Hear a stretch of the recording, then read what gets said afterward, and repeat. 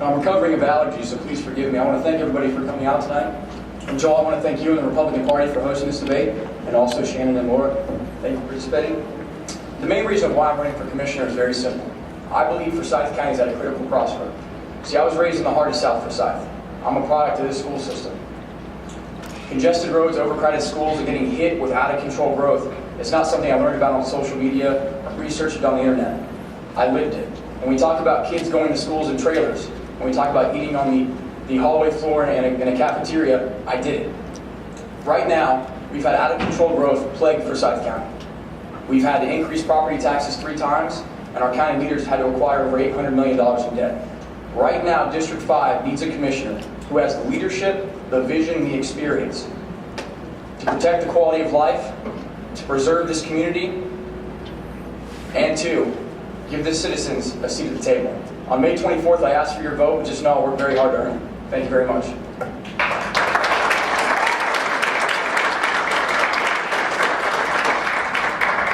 Mr. Adams. I must say that was very impressive. I'm not a very good public speaker, so bear with me. My name is Chander Adams. I'm a resident of Forsyth County and a homeowner. My wife and 4 kids, we reside in Windermere.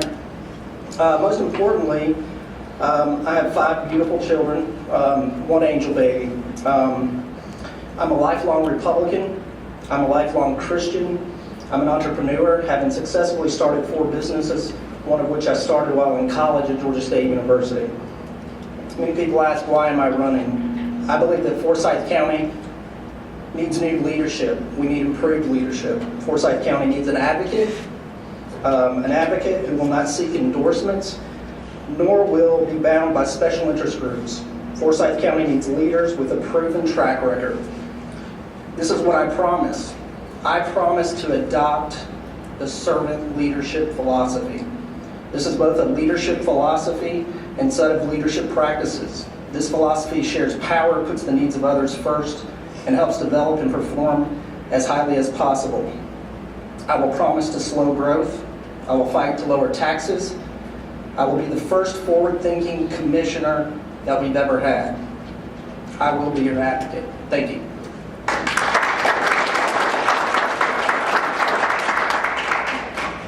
Good evening. My name is Laura Semanson. Thank you again to the Republican Party for putting together this event, and to all of you for coming out to help decide what happens for the future of this county. It's a big opportunity for all of you to get to know all of us a little bit better, because you're going to hear a lot of the same messages from a lot of the candidates this cycle. It's very, very popular to get on the smart growth train and talk about reeling in rampant development and those types of things. So you're going to hear a lot of the same messages, but what I urge you to do is to dig a little bit deeper. This election is about trust. And I think that a lot of us have become very jaded and lost trust in the system and what has happened and transpired over the last several years. 15 years ago, my husband and I decided to put down roots in this county, raise our family here. And we came here for the same reasons that most of you probably did, which is that the schools were great, the sense of community was great, the beauty of North Georgia, and the quality development that was going on in this county at that time. My passion to run came from disappointment, basically in the stewardship that we've had with that. In the 15 years that I've owned my home in Forsyth County, I've watched my taxes double, while I feel that the return on that has not been in kind. We've seen stagnant home values, we've seen overcrowding in our schools and our roads, and for too long, the taxpayers have had to pick up the tab for that. It's time for the taxpayers to take action, and they are the largest stakeholder, but they need to have the largest input as well. I just urge you to dig a little bit deeper. I'm the only candidate who's had an active history of involvement in this community for homeowner and taxpayer issues. I do not have any conflict of interest. I've never had any involvement in the large development community. And I am a homeowner like you. I've embraced transparency. Everything that I've had, all of my reports have been filed online, whereas I think others have not done that. I'm also the only candidate who was vetted by the Homeowners Coalition. Thank you.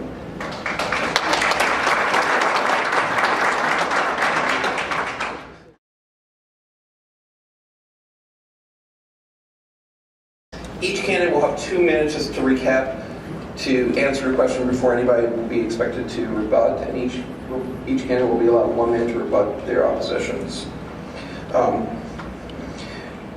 First question to Mr. Hawkins. Do you support increasing development impact fees to fund various county items such as roads? Absolutely. It is a simple answer. I would advocate to raise impact fees, both residentially and commercially. And of course, we're all in agreement here. I think impact fees is one way that we have seen a lot of potential revenue to this county has just gone away while we've sat and struggled with the issue. And it's time now to start making those parties as accountable to developing this community properly, as the taxpayers have picked up the slack on that over these years. $50 million of lost revenue in just the last couple of years. So it's a lot, and it's all on us if we don't start collecting from those people. And rebuttal. I just want to make one thing clear. We need impact fees when it comes to residential development because we've seen an out-of-control growth in terms of just that residential components. Right now, our entire tax digest is flipped upside down because we don't see corporate growth moving to the 400 corridor. We don't see commercial growth. We aren't ushering in businesses in smart places in Forsyth County, so I do not support impact fees on commercial growth, only on residential. Any other rebuttal? I would say that we definitely need to have the most force behind those impact fees behind the residential development. That's where the biggest burden has been on our services and our infrastructure in schools. As for businesses, they do pay some impact fees. I think that there's room also for, if they do have impact fees, to have abatement programs. So companies that are coming here and providing jobs and providing a good tax return to us can be rewarded for coming here. I think that definitely there should be impact fees for them, but there should also be abatement programs.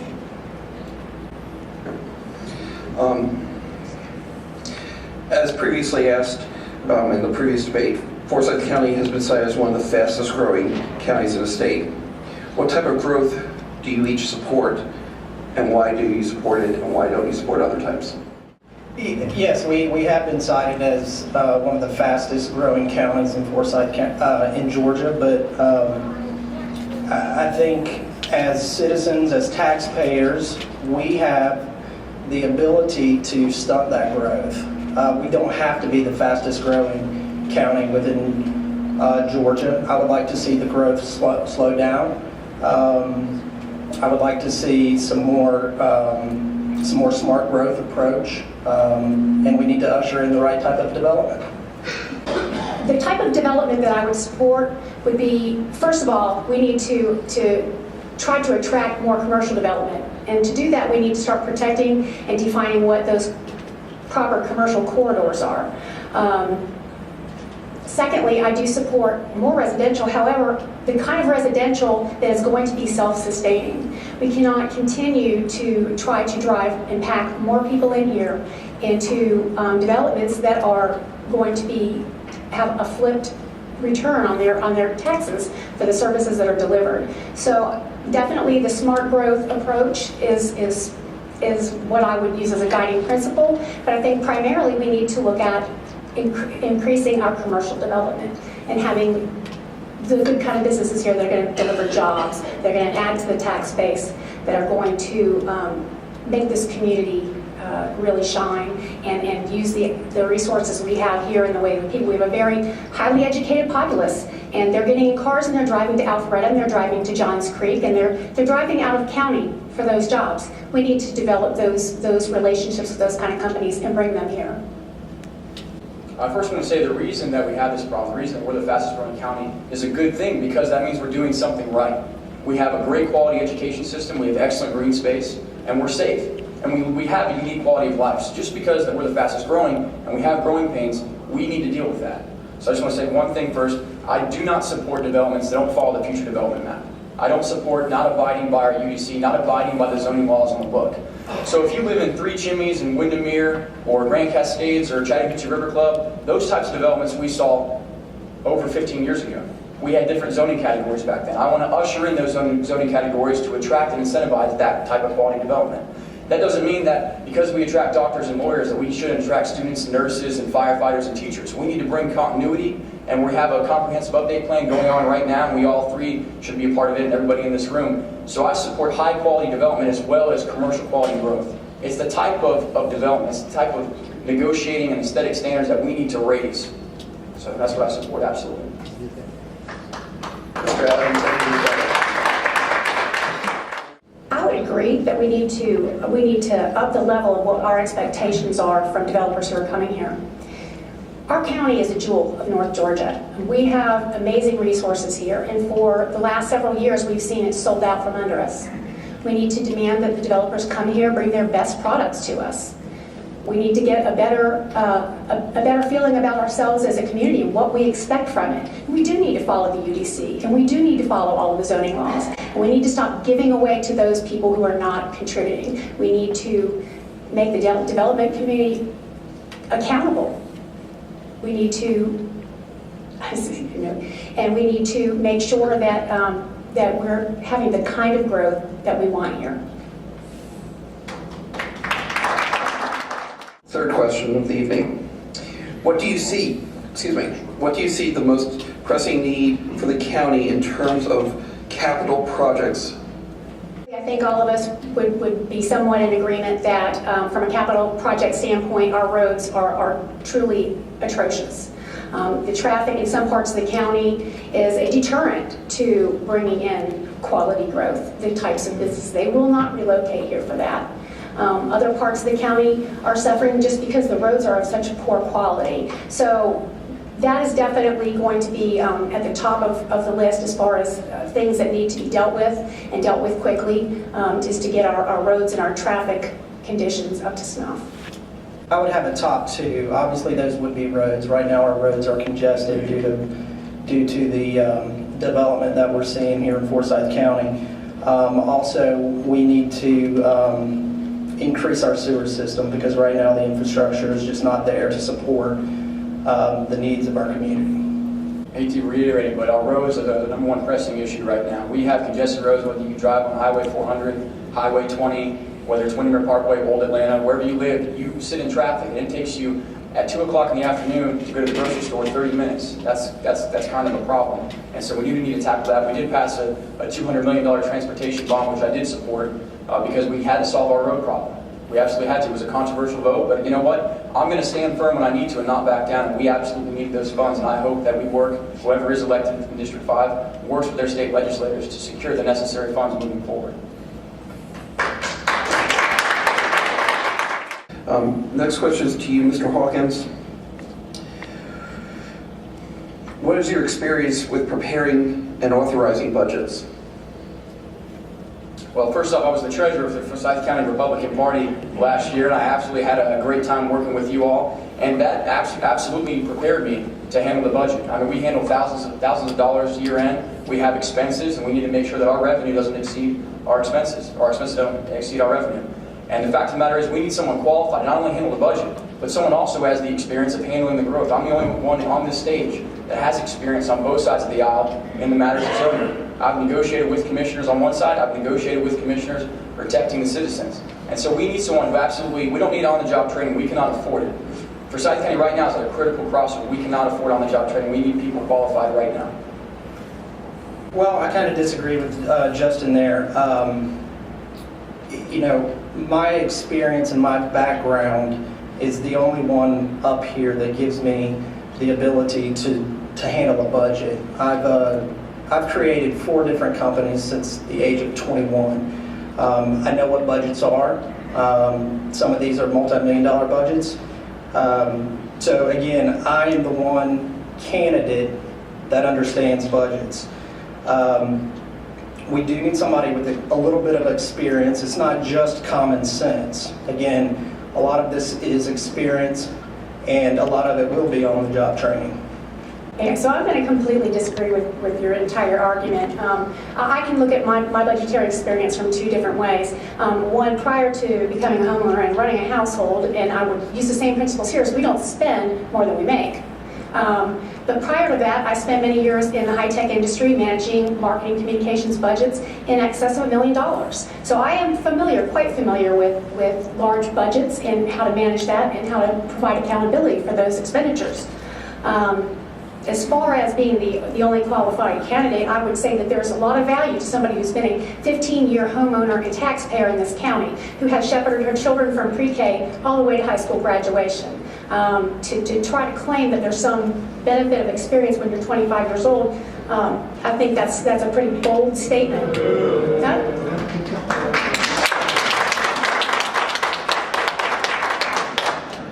Mr. Hawkins, any rebuttal? Well, I was the treasurer and handled thousands of dollars for this very party to get in this room to host this debate. So, I mean, if we didn't have a treasurer that was responsible, we wouldn't be able to do these things. At 25, I'm the only one that actually has experience in negotiating the deals that are pressing. Out of control growth, would you agree, is the number one issue? I think so. I don't think you've negotiated any sort of those deals. So I think that, yeah, I'm 25, I embrace that. I grew up here. I was raised by a single mother, the oldest of 5 children. I negotiated those deals. I know exactly what to do on day one. I don't have anything further to say. Well, I embrace your youth and enthusiasm as well. I just don't think you have the same perspective. And, I would like to believe the born again homeowner advocate, but I just haven't seen the same enthusiasm behind homeowner issues until very recently, until you decided to run for commission.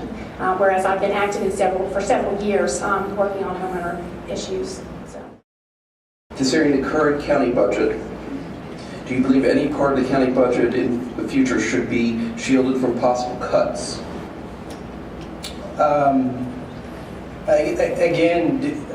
Looking into the future, I can't really say right now, do I think any part of the budget should be shielded from future cuts. I will make that a priority once I become commissioner to look into the budget and see where we can make cuts. But to make that statement right now as to what should be shielded and what shouldn't, I'm not going to state that. I would agree with Chander's approach. I think that there has to be a little bit more time in the seat to understand where those areas are that do need to have some better management or need to have funding issues. So I wouldn't boldly go out and say right now there's any one area that needs to be protected in particular. I think everything is open for examination, and there should be accountability for all of our expenditures in every department. At 25, I think I adopted the best sort of budgeting philosophy. I believe in zero-based budgeting. I believe that you have to track every dollar amount that's being spent. Right now, by Georgia state law, we have to first give the law enforcement the necessary funding aside from everything else. So right now, we heard from the previous debate that we have a drug epidemic in this county. We're a part of the heroin triangle. And right now, in the nationwide, we've had a 3,800% increase in heroin-related deaths. I think the law enforcement needs to have increased funding right now, but I'm not going to say, I can't speak 5 to 10 years now what we could increase and decrease. But right now, we need to hold strong on our law enforcement budget. Do you plan to promote any changes to existing tax of the county? Right. Well, first of all, as far as property taxes go, I would be opposed, just on principle, to adding to our taxpayers' burden on increasing any millage rates or anything of that nature. I think where there's some big opportunity there is having a better negotiated distribution of the lost and splost monies in this county between us and the city, and that we need to have more advocacy for the populace that is part of the county. That's a big area to help fill some of the gap.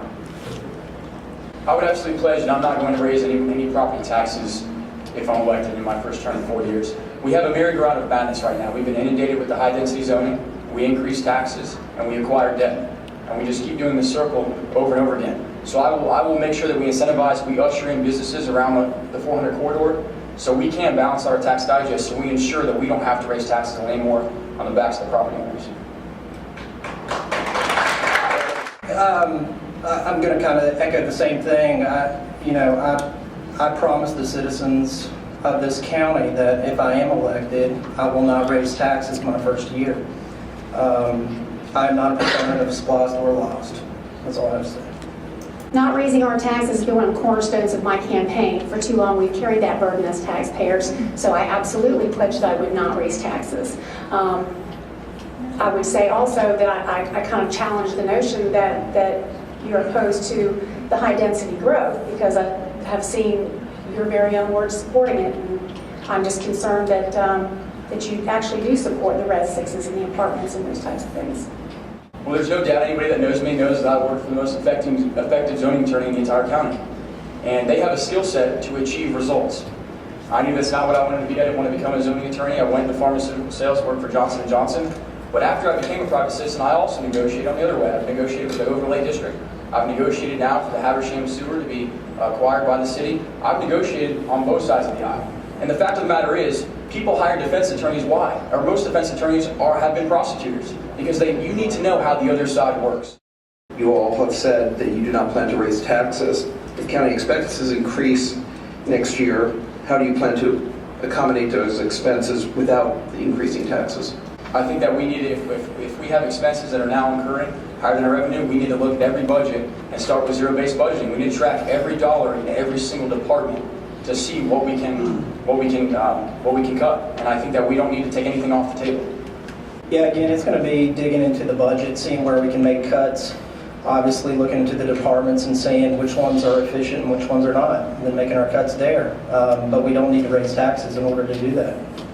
And I would agree with that as well. Better management of the money that we have coming in. We collect a lot of taxes in this county, and our return is not proportional. So I think there's definitely room for examining every budget and looking where we can make cuts, and things that are the want-to-haves will have to wait, and the things that have to have will have to come first. As mentioned by one of your opponents, what actions would you have taken regarding the Habersham wastewater project? What actions would I have taken? Yes. Or would you take? You can consider it either way. So, I mean, the whole Habersham issue is a very complicated issue that's between the county and the city. So it's going to be somebody who's effective within the county doing effective negotiations with the city in order to get this Habersham debacle fixed. Again, I don't have the perfect answer for the Habersham fix right now. I don't. But I will promise Habersham that we will look into it, and we obviously will try to come up with the best scenario. So I actually have worked with some of the people who are intimately involved with that situation. And I will tell you right now, it is a complicated situation. And frankly, the county commission has very little say in it. What we do have as a role, though, is to advocate for the county citizens, not to advocate or try to bend to what would be beneficial to other parties outside of our own. I would also argue that this is a situation that we're going to see come time and time again. There are ticking time bombs literally all over this county of sewer systems that were private, that will someday need to come under the purview of either the county or the city. So our role as commissioners is to bring forth the interests of the county residents. And so I would support them in any way necessary to make sure that negotiations are done on their behalf with the city to have some kind of resolution to that situation. And it's not going to happen overnight. So I'm glad that we're discussing this issue. It's one of the most pressing issues in District 5. And so the gentleman up front who I met with was Mayor Ford Raven. I met with the leaders of the Habersham Action Committee, and I met with the property owners all in the Habersham area. 400 residents are on a private, outdated sewer that was zoned back in the 80s. It's not between the city and the county. It's between, really, the residents who run the Habersham sewer. They've run it for over 11 years. And so I met with Ford Raven. It's one of the first things I did. We have a commissioner now who just did not get along with the mayor of Cumming. And this issue has been really a product of political animosity. So I'm throwing that aside. You need an advocate, you need a negotiator, someone for the residents of Habersham. Because the city of Cumming has a sewer line that runs parallel to the Habersham sewer. It's an easy fix, you can tap into it, but we need an advocate who can go to the mayor, who can go to the city of Cumming and negotiate a good deal, and it's going to be my first priority if elected as commissioner. What would your solution be to attract large-scale and high-quality employers to our county, given the current status of building? I think the first cornerstone of that is going to be for us to look through this comprehensive plan that's in play right now to properly develop what we see as a vision for commercial corridors. Tying into that as well is we need to kind of massage those relationships with the Google Fiber, getting that in place so that those types of employers have a source to tap into there. We also need to proactively get out and market our community for the benefits that we have for those employers. We have a very highly educated, technically savvy group of people that live here in this county that, as I said earlier, go elsewhere for employment. So we need to be able to capitalize on that as a resource. We need to be actively out courting those types of businesses, and we need to have our UDC under control so that we are having a proper place for them to go, so that development follows that code, so that roads are being developed appropriately to service that, and so that there's the quality of living that the CEO and the seat title people in those companies are wanting to live in. They don't have to go live in Milton, or they don't have to go live in Alpharetta. They can come here. I absolutely believe we need to protect the land around the 400 corridor because we need to compete with Roswell, we need to compete with North Fulton, and put tax incentives to usher in high-tech corporations. And I think that, I think our school system is absolutely of the highest quality. I'm a product of that school system. But the fact of the matter is, it's the largest employer in the county.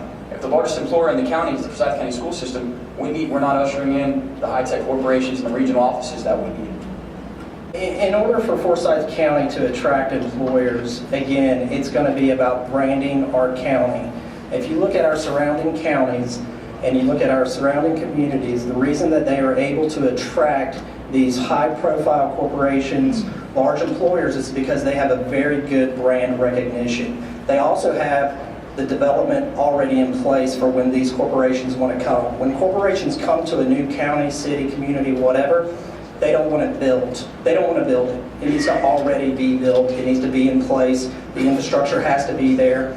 And again, we just need to do a better job at marketing our brand here in Forsyth County.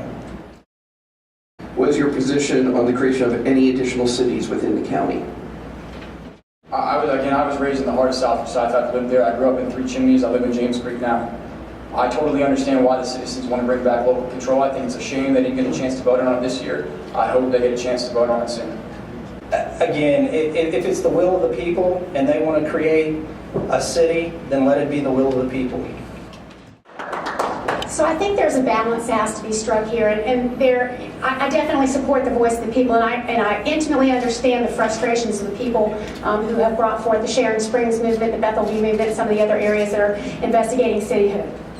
There is definitely an impact to the rest of the county. I know some people see it as a redistribution. But basically, I think there's another way to address some of the issues that the cityhood movements have brought forward, and that's that we have a frustrated populace here who, as unincorporated county citizens, really have had no say in what has happened in their little part of Forsyth.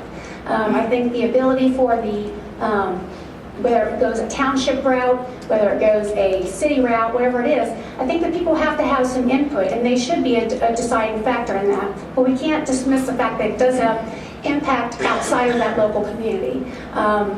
I think looking towards things that would give remedy to those people for their zoning concerns, their variance concerns, their code enforcement concerns, to be able to define how their communities look and feel, where they live, that's important.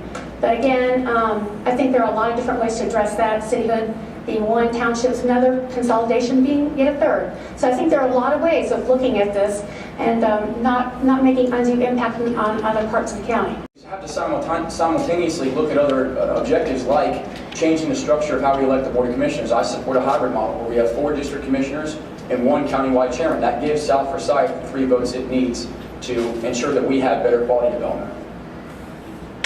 If we're looking at the way that we have the county commission set up, I actually would advocate going back to more of a countywide model. I think over the last several years we've seen increased tensions between different parts of the county. And District 5 is a little unique. We are neither a southern nor a northern county, part of the county. We're a hybrid. We're a bit of both. So our concerns, they might be different at the ground level, but at the bottom line, we all are concerned about the way our communities are developing. So I think that I would support going back to a county-wide model where everybody has accountability to everyone else. What is your position on countywide voting versus district voting for all the commissioners? Mr. Adams, you're first. It should be up to the people of Forsyth County to decide if they want countywide voting or district-wide voting. There are benefits to each type. The district voting obviously gives me the opportunity, to run for office. It gives others who want to run for commissioner the opportunity without spending large amounts of money to run for office. But again, it should be up to the people whether or not they want to do countywide or if they want to do district voting. I agree with the people having a say in that. Of course, my personal opinion is that the countywide model that we had previously was more effective. In the last several years, as I said, we've seen fractionalization, people just kind of separating and only feeling they had a responsibility toward their own area. So I would definitely, as I said before, I would support going back to a countywide model. Whether there's some hybrid version of that would be more effective is to be determined. But I definitely think that the people should have another say in that. And there should be accountability from every district representative to every other district. We're a county. We're not districts. We are one county. We are Forsyth County. And we all have responsibility for paying for what happens in different parts of the counties. We need to recognize that it's not a battle between us. 7 years ago, we had countywide voting, which means you can vote on 5 county commissioners. Right now, you can vote for 1. We had countywide voting. It was passed by the people to bring it back to district. Now people are unhappy because they feel, the South Forsyth particularly feels that they don't have a voice at the table, or don't have enough voice as they did. That's why I believe in a hybrid model. It's going to be very hard for the courts to bring us back to countywide voting. It's been vetted pretty thoroughly. So I believe in a hybrid model where you have a county chairman and you have 4 district commissioners. It's the perfect combination, and it gives South Forsyth the 3 votes they need to be represented at the table. Would you support privatization of any part of the county services, and if so, which parts and why? I think if it was a cost savings to the taxpayers and if it was a more efficient model, those are definitely some things that could be investigated. I don't have anything right on my hot list right now that I think that would need to be immediately addressed through privatization. However, if that is going to provide a benefit to the taxpayers, it definitely would be something I would be open to. Hawkins. Right now, we have a pretty conservative leadership in our county government. It's pretty lean, so I don't think that we need to privatize anything right now. Adams. I would be open to privatization. Again, if we can save money by using privatization in different services, I'm for it. Again, I'm for less government, so anything that we can privatize, I would be for it, assuming that it's beneficial. What is your definition of quality of life, and how can it be preserved within the county? Mr. Hawkins, you are first. I think quality of life is defined by the individual, but I believe that if you have to go to the grocery store at 2 o'clock, it shouldn't take you 45 minutes. I think that if you have to eat lunch in the hallways or go to school and your schools look like trailer parks, I don't think that's the quality of life we want. I mean, we have a very unique quality of life. We have a lot of growth because we're doing a lot of things right. We're adjacent to Lake Lanier. We're by on the foothills of North Georgia mountains, and we're 30 minutes away from Atlanta. I think that we need to protect the land that we have around 400 to preserve it for businesses. And I honestly think that our school system is fabulous. So we need to make sure that every child, we keep classrooms small. And so I think that our unique quality of life is definitely something to be sought after. And I think it's defined by the individual, but that's my definition. Well, again, quality of life is an individual perspective. When my wife and I decided to move to Forsyth County, that's the main thing we looked at, was the quality of life. What brought us to Forsyth County? The schools. Also, it was the sense of community and the values that is shared within this community. Also, we looked at the natural resources. We can access the lake. We have an abundance of parks. So again, those are all things that my wife and I looked at when we decided to move to Forsyth County. Thank you. As we've all said, quality of life is is defined by the individual. I would also say that just a kind of a very concise way of putting it would be to come home to a place that you love to be. And all of us came here for a reason. Some of our reasons are different. Some people came for the great outdoors. Some came because they had children entering school age. But as we see those things starting to change from what we dreamed they would be and what they were, and as they're shifting, we need to regain control of that. So quality of life is very different to different people. But I think that the unifying thing is, do you come home to a place that you love to be?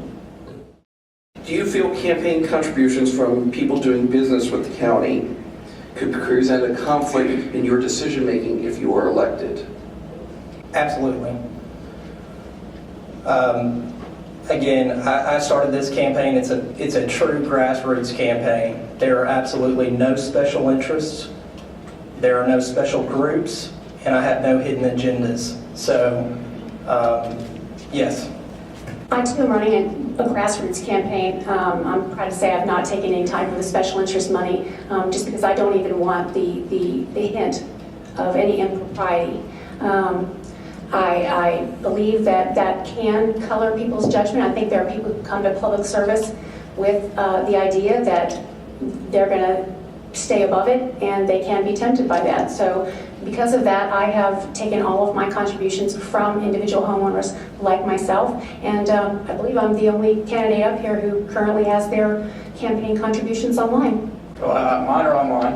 I'll show you to you right after the debate on my iPhone. So I have not accepted any money from development or special interests, and I think it's a testament to your character. Are you going to be bought and sold for it, or are you going to stand up for what's right? You know, I'm the only one on this stage that's actually stood at that podium against tax increases. I'm the only one that's negotiated with commissioners to strengthen our overlay district. I've put in the years of necessary work to understand the process and the players and the issues. So I think it matters when people accept contributions from the development community. That's why I have not. Yeah, Laura, mine are online as well. So, okay, right. Yeah, I don't know if you guys want interaction between us or not, but he stated that he had his online, which I would agree that he does, but it is a not collecting more than $2,500, which does not mean which means that you do not have to disclose anything, essentially, and you trust that the campaign does not collect more than $2,500. Just important clarification. You do have that online. I will agree with that. You do have that affidavit in place. As this is a Republican debate, and you qualified as a Republican, who did you support in presidential preference? And if they are not the nominee, will you vote and support the nominee in November? And if not, why? Well, he will not be the nominee because I supported Rubio. So I can confidently say that I will support the nominee. I was the chair for Marco Rubio's campaign here in Forsyth County. I have worked tirelessly in my leadership with the Forsyth County Republican Party, worked on over 20 campaigns to get conservatives elected here around the state. I'm supporting Donald Trump for president.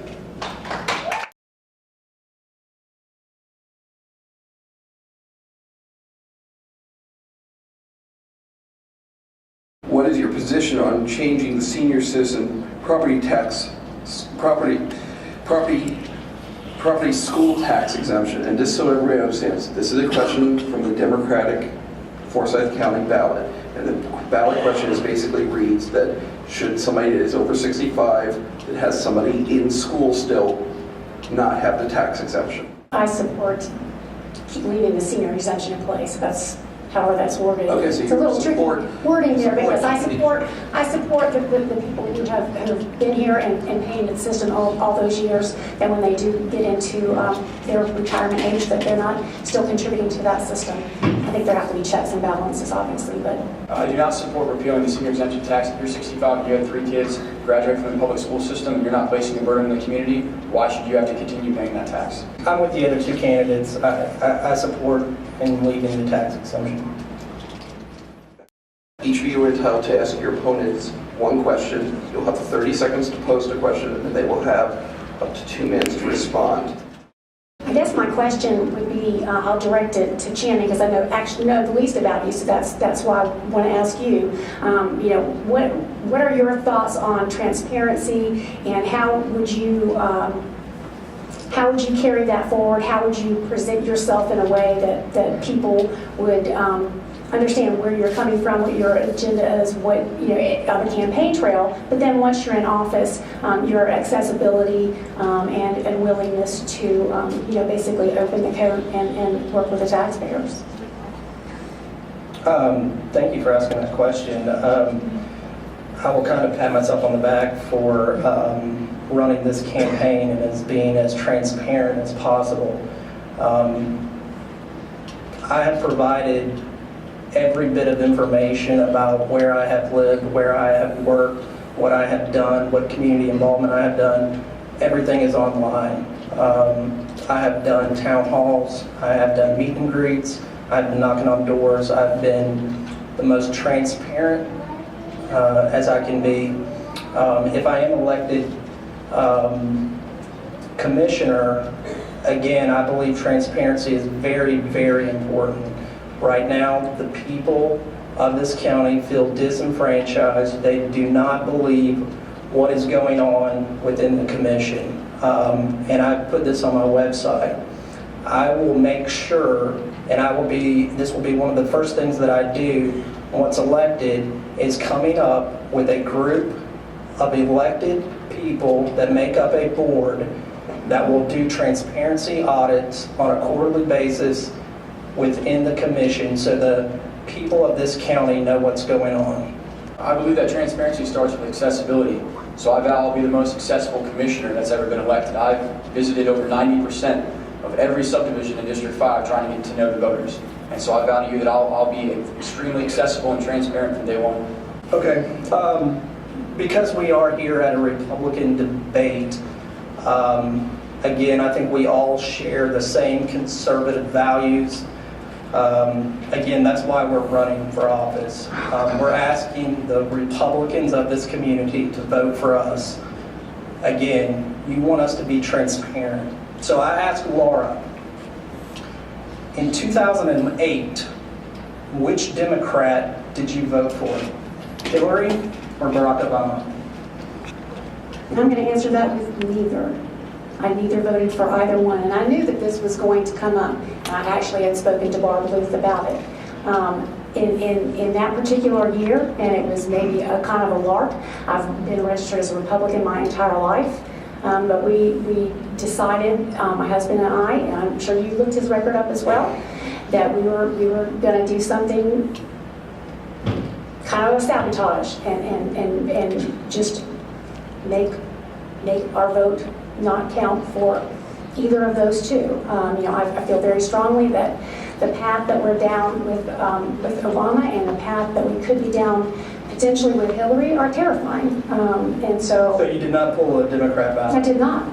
I actually don't have a question for either one because it's not really about us, it's about you. I think that it's great that three of us are running for District 5 County Commissioner. I think that the citizens really do need a voice, and whoever will be elected needs to hold that to be truth.